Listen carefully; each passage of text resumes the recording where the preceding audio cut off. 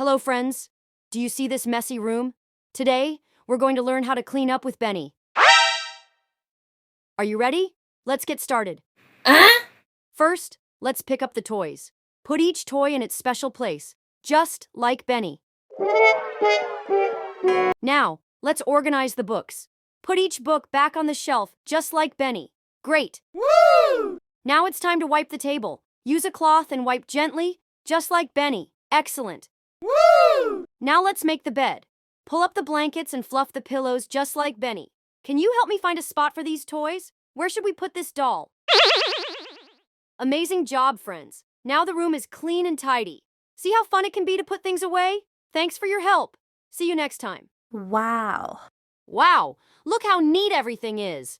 You all did an amazing job helping Benny clean up. Wow. Now the toys are in the box, the books are on the shelf, and the bed is perfectly made.